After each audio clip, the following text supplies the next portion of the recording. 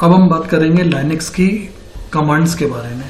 तो हमने पहले भी ये समझा था कि लाइनेक्स हमें दोनों तरह के इंटरफेस प्रोवाइड करता है, GUI यानी ग्राफिकल यूजर इंटरफेस और नॉन GUI यानी नॉन ग्राफिकल इंटरफेस यानी कमांड वाला इंटरफेस। मतलब सरल शब्दों में ये है कि लाइनेक्स अगर आपके कंप्यूटर पे है तो आप विंडोज की तरह माउस के थ्रू भी निर्देश दे सकते हो। जैसे विंडोज का ग्राफिकल एनवायरनमेंट है वैसा एनवायरनमेंट भी आप इस्तेमाल कर सकते हो। और अगर आपको लगता है कि कमांड्स के थ्रू मैनेज करना है तो वो सुविधा भी आपको यहाँ पर मिलेगी। जैसे डॉस में कमांड्स दी जाती हैं वैसे लिनक्स में भी आप कमांड्स का इस्तेमाल कर सकते हैं। तो कई सारी कमांड्स हैं लिनक्स से रिलेटेड। कुछ कमांड्स जो हैं वो आपको मैं समझा देता हूँ, बता देता हूँ। जैसे सबसे पहली कमांड है BC। BC कमांड का यूज करते हैं कैलकुलेटर ओपन करने के लिए। मतलब जब भी आप BC कमांड दोगे तो कैलकुलेटर की तरह आप मैथमेटिकल ऑपरेशन कर सकते हो। एक बात ध्यान रखना, लिनक्स में जब भी कमांड देनी हो तो कमांड के पहले $साइन लगाना जरूरी होता है। याद रखना ये बात। लिनक्स में जब भी कमांड देनी हो तो कमांड के पहले डॉलर का सिंबल लगाना जरूरी है। तो BC कमांड कुछ इस तरीके से एक्टिवेट होती है। ये देखिए सिंपल सा एग्जांपल दिया हुआ है। यहाँ पर BC के पहले $साइन देखिए लगा हुआ है। BC कमांड दी। BC कमांड देने के बाद अब जो भी आप प्लस माइनस ऑपरेशन करना चाहें, जैसे 1 + 1 किया तो 2 आ गया, 3 × 3 तो 9 आ गया। ये देखिए ये ऑपरेशंस किए, 25 × 2 50 हुआ, फिर उसमें से 1 माइनस हुआ तो 49 हो गया। तो ये कमांड्स चलती रहेंगी जब तक आप क्विट ना कर दें। जब आप क्विट करेंगे तो ये कैलकुलेटर बंद हो जाएगा। तो कुल मिला के BC कमांड क्लियर है कि BC कमांड की सहायता से कमांड लाइन कैलकुलेटर चालू होता है। ऐसे कमांड लाइन कैलकुलेटर इसलिए बोलते हैं क्योंकि ये आम कैलकुलेटर की तरह हमें नहीं दिख रहा है। बटन वाला कैलकुलेटर थोड़ा ही है ये, इसमें कोई बटन नहीं है। इसमें बस आपको जो भी न्यूमेरिकल ऑपरेशंस करने हो, जो भी गणनाएं करनी हो, बस वो लिखते जाएं, एंटर करते जाएं, आपको उत्तर मिलता जाएगा। तो ये थी BC कमांड।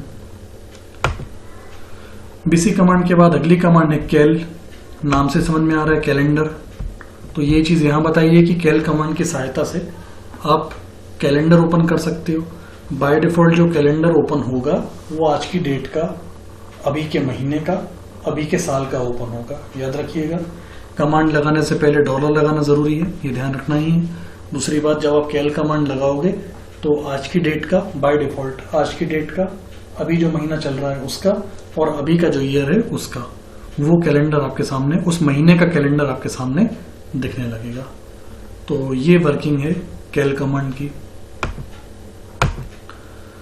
कैल के बाद नेक्स्ट कमांड है कैट। तो याद रखिए, कैट कमांड की सहायता से फाइल के डेटा को हम रीड कर सकते हैं, पढ़ सकते हैं। तो जब भी किसी फाइल को खोल के देखना हो, उसका मैटर हमें खोल के देखना हो, तो कैट कमांड की सहायता, जैसे डॉस में ये कमांड टाइप कमांड होती है जिससे हम डॉस की फाइल्स को ओपन करके देखते हैं।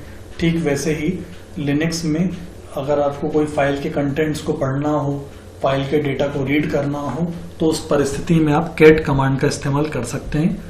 वही चीज यहाँ बताई है कि this command is used to read data from the file. तो ये देखिए कैट कमांड के साथ अपन ने फाइल का नाम लिखा sample.txt। तो जो भी sample.txt के अंदर लिखा था वो हमारे सामने ये दिख रहा है।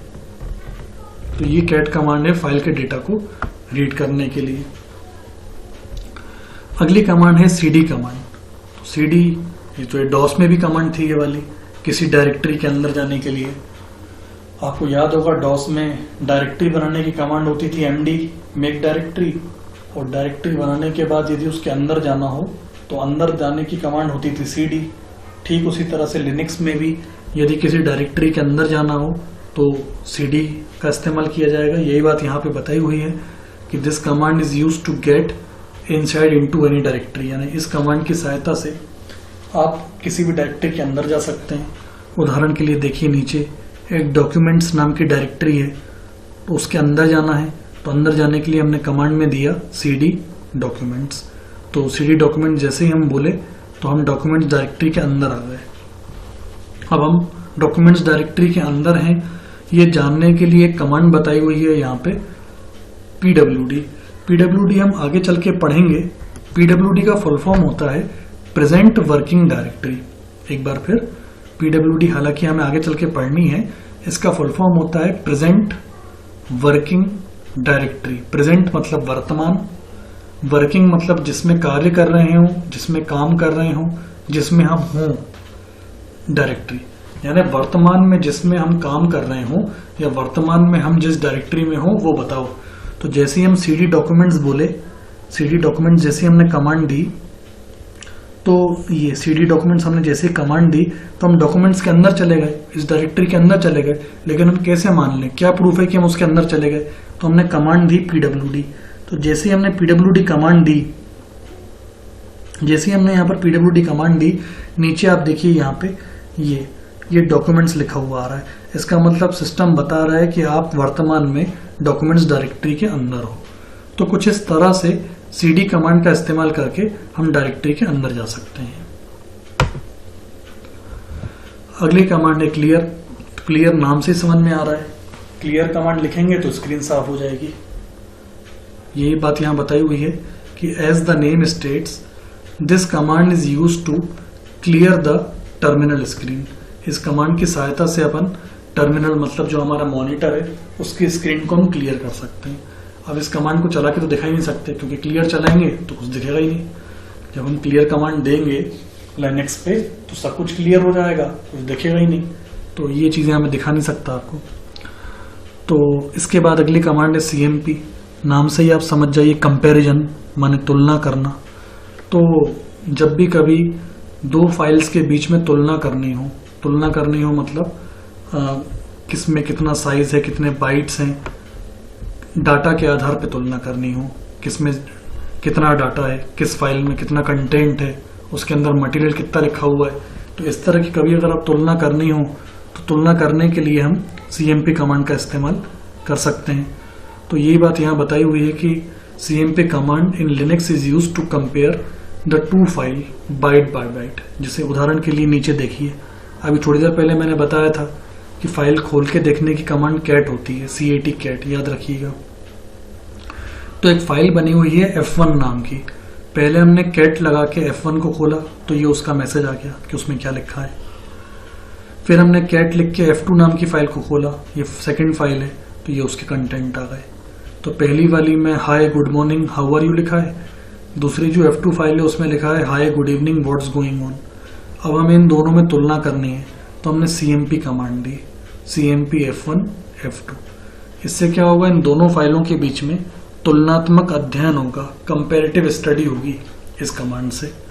तो ये देखिए, जो भी कंपैरेटिव स्टडी होगी वो आपको दिखेगी कि इन दोनों में डिफरेंस है 9 बाइट्स का। ये देखिए 9 बाइट्स का डिफरेंस है। लाइन नंबर 2 में डिफरेंस आ रहा है, देखिए।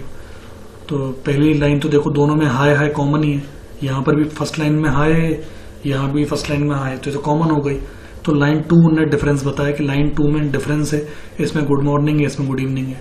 अब जैसे एंटर करोगे तो फिर वो लाइन 3 में भी हमको डिफरेंस बताएगा कि लाइन 3 में डिफरेंस आप देख ही रहे हैं, यहाँ कुछ लिखा है, यहाँ कुछ लिखा है। तो इस तरह से फाइल्स के बीच में कंपैरिजन करना हो तो हम इन कमांड का इस्तेमाल कर सकते हैं, cmp कमांड का इस्तेमाल कर सकते हैं।